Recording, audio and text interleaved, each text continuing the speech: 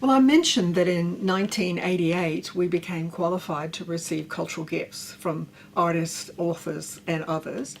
And so that means that we can accept artwork, or we can accept authors' papers and manuscripts, which we've already talked about. But the artwork is quite extraordinary. We are concentrating on the creative process.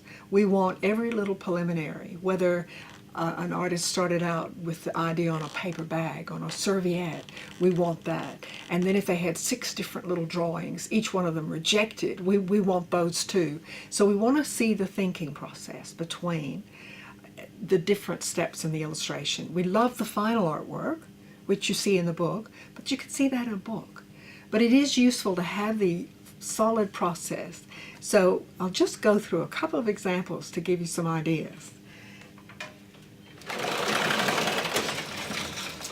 Everybody knows The Wind in the Willows by Kenneth Grahame. Now that's British. So why in the world would we have artwork relating to a book that's British? Well, we do that because this illustrator has chosen to do The Wind in the Willows. And this is Pixie O'Harris, who is an iconic Australian illustrator. She was 83 when she did this book. We have 97 of the illustrations from this book. And there are little notes from her that says, did I ever tell you about Toad and the Lock Keeper? So she's actually written little comments on the illustrations. So we have 97 pieces, and the family decided to donate the copyright. And once we have the copyright, then we're able to do things like generate beautiful etched glass cups and saucers and wonderful things like that, so that we can appreciate the artwork in a different way. So we were very pleased to have the artwork and extraordinarily happy to have the copyright. It's unusual, but I think it is becoming common, provided all the safeguards are there, that anything that's produced is in line with the beauty of the original artwork. So Pixie O'Harris is one of our prized collections. Now I want to show you a contemporary piece, because don't we all love people like Jackie French? So I'm going to show you a book called Dinosaurs Love Cheese. It's written by Jackie French, and it's illustrated by Nina Rycroft, who lives in New Zealand. And in speaking with them, I said it would be wonderful if we could have the entire creative process. And Nina Rycroft, the illustrator, said, I'm happy with that.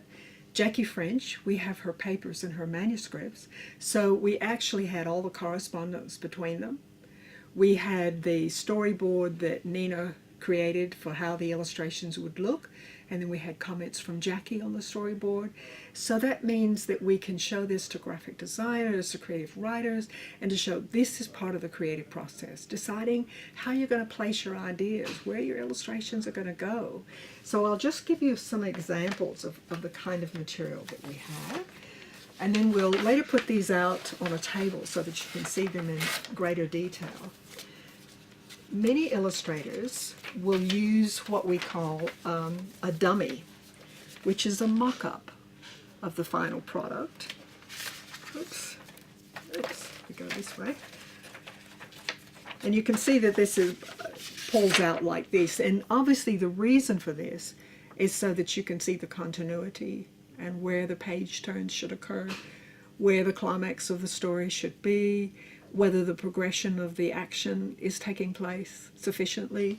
So this particular artist has created this little dummy, and she's also created another special item called a Laparello. Now, a Laparello is similar, very, very tiny, but you can see that what this is the whole of the story, almost like a movie. She also creates storyboards, which I'll show you when we lay these out on the table itself. So for this one, we have all the preliminaries, all the manuscripts, all the comments from the publisher. This is the story of this book.